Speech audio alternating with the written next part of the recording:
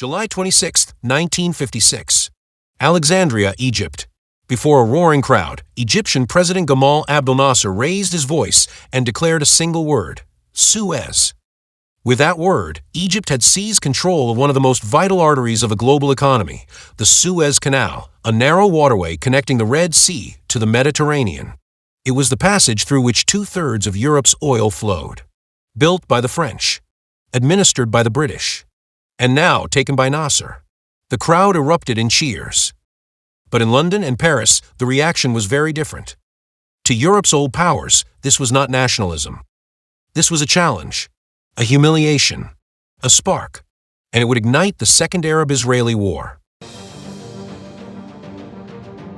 For years earlier, a group of young Egyptian officers overthrew the British-backed monarchy. Among them was Nasser, a former army major with a vision of Arab strength, unity, and independence. He purged British influence from the military, nationalized key assets, and positioned himself as the face of Arab nationalism.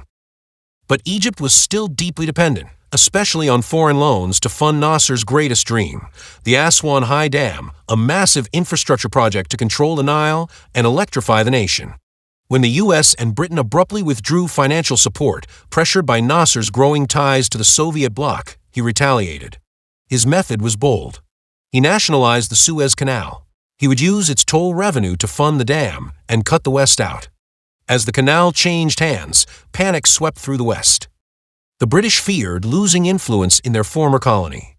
The French feared a domino effect in Algeria, where Nasser supported anti-colonial rebels. And Israel feared growing Egyptian strength, especially the blockade of Israeli shipping through the Straits of Tiran and cross-border attacks by Palestinian Fedayeen operating from Gaza. Three nations, one shared goal: weaken Egypt, remove Nasser, reopen strategic waters. They needed a plan. And what came next would become one of the most carefully orchestrated conspiracies of the Cold War era. In late October 1956, senior representatives from Israel, Britain, and France met in a villa in Sèvres, just outside Paris. There, they drafted a secret protocol. Step 1. Israel would invade Egypt through the Sinai Peninsula. Step 2. Britain and France would issue a pretext ultimatum, demanding both sides withdraw from the canal. Step 3. When Egypt refused, they would launch airstrikes and land forces to separate the warring parties and seize the canal under the guise of peacekeeping. It was a military and political trap designed to look like international intervention while achieving national goals. None of the three countries informed the United States. None sought UN approval.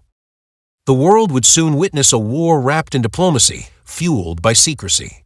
On the evening of October 29, 1956, the first phase of the conspiracy was set in motion. Israeli C-47 transport planes roared over the desert sky, dropping paratroopers near the Mitla Pass, a narrow, rugged choke point deep in Egypt's Sinai Peninsula. At the same time, Israeli ground forces began a swift and multi-pronged advance across the Sinai frontier. This was Operation Kadesh, Israel's largest military operation since its founding in 1948. The objectives were clear: seize the Sinai Peninsula, break the Egyptian blockade of the Straits of Tiran, destroy Egyptian military infrastructure in the region, and reach the Suez Canal, zoned to trigger the Anglo-French intervention. Israeli forces advanced along three major axes: northern front toward Gaza and Rafah to neutralize Egyptian positions near Israel's southern border. Central route aimed at capturing the Mitla and Gidi passes, vital mountain corridors to reach the canal. Southern thrust, a bold push through the arid wilderness toward Sharm el-Sheikh, the key to reopening access to the Red Sea. The IDF moved fast, using mechanized infantry, armored columns, and paratroopers, supported by air cover from Israeli Spitfires and Mystère jets. Egyptian defenses, though numerically superior, were fragmented and caught off guard. Communication between frontline units broke down. Many Egyptian troops fought bravely, but were outmaneuvered by Israel's speed and tactical coordination. At Mitla Pass, Israeli paratroopers clashed with entrenched Egyptian units in fierce, close-quarters combat. The narrow canyon became a killing zone: ambushes, machine gun nests, and deadly bottlenecks. Though the IDF eventually took the pass, the cost was high. In the south, the 9th Israeli Brigade marched nearly 200 kilometers through open desert, under punishing heat and constant logistical strain, to reach Sharm el-Sheikh in just 5 days. There they raised the Israeli flag and opened access to the Red Sea for the first time in years. By October 31st, the Sinai Peninsula was crumbling under Israeli control. Gaza, Nitzana, Abu Awaijallah, El Arish, town by town, position by position, the Egyptian army fell back. Tanks burned in the desert.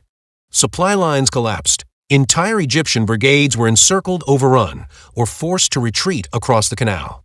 To the world, Israel claimed it was acting alone, responding to border attacks, blockades, and Egyptian military buildup. But behind closed doors, it was part of a far more complex plan, one designed not just to defend, but to draw others into war.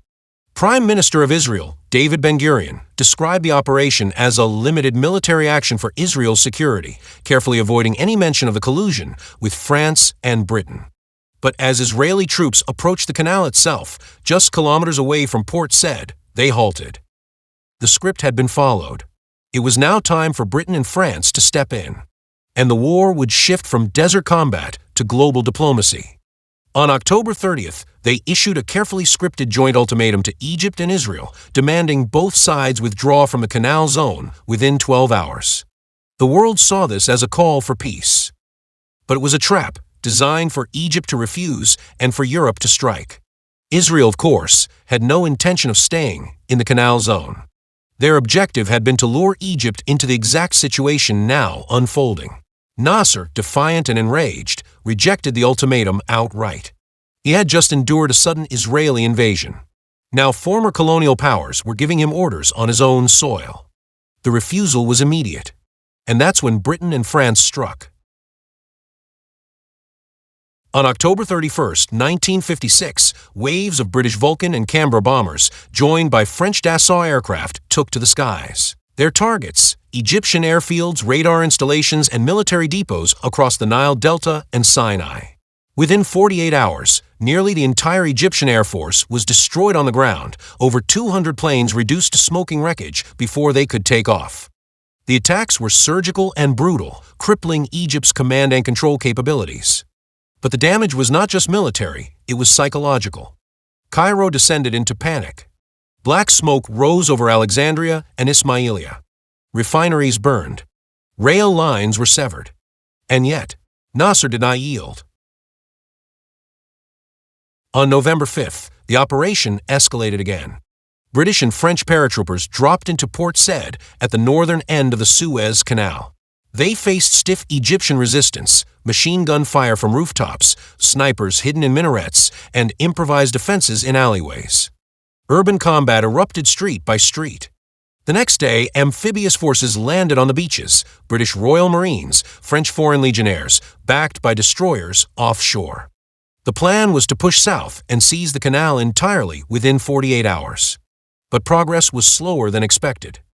Nasser had ordered the sinking of dozens of ships to block the canal, deliberately choking the waterway with twisted hulls. He instructed civilian fighters to join the resistance. Egyptian troops melted into the city, trading uniforms for civilian clothes. What was supposed to be a clean military sweep became an urban quagmire. And as British and French forces pushed toward Ismailia, their victory began to collapse, not in combat but on the world stage. Images of the bombardment spread rapidly. Burned-out buildings in Port Said. Children carried through rubble. Refugees flooding the streets. Across the Arab world, protests erupted, chanting Nasser's name, burning British and French flags. In India, Yugoslavia, Indonesia, and newly independent nations, the invasion was condemned as neocolonial aggression. At the United Nations, emergency sessions were called. The U.S. demanded an immediate ceasefire. But in London and Paris, the political costs were just beginning to mount. Though militarily outmatched, Nasser refused to back down.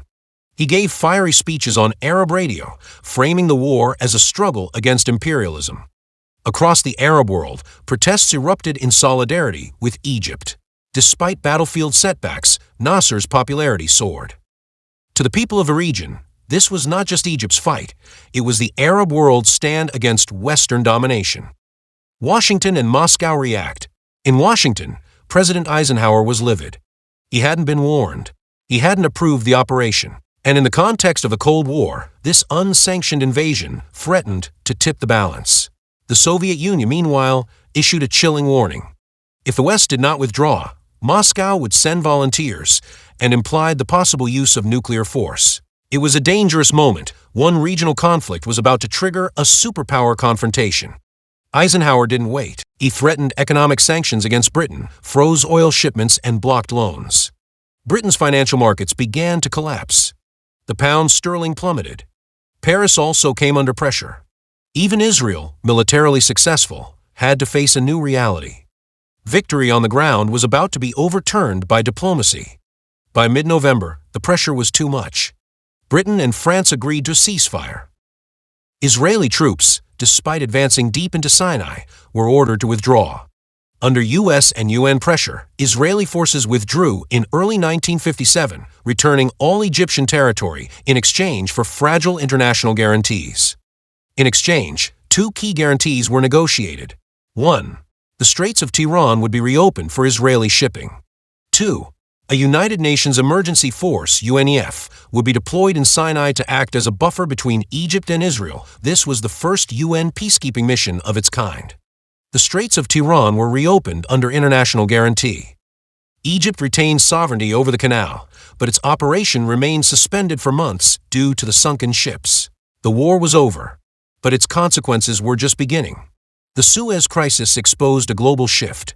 No longer could Britain or France act alone. Their age of imperial dominance had ended, replaced by a bipolar world ruled by Washington and Moscow. Israel had demonstrated its military prowess, but learned that battlefield success could be undone by political pressure. It gained temporary access to key shipping lanes, but not a long-term solution. And Nasser, though he lost territory, equipment, and battles, he emerged a symbol of Arab resistance.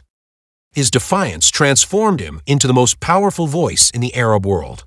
The canal was his. But more than that, he had taken on three powers and forced them all to retreat. The world remaps the Middle East. The Second Arab-Israeli War was short, but its implications were lasting. It reshaped alliances, emboldened anti-colonial movements, and it set the stage for the next explosion, one that would redraw borders, rearm armies, and shake the entire region.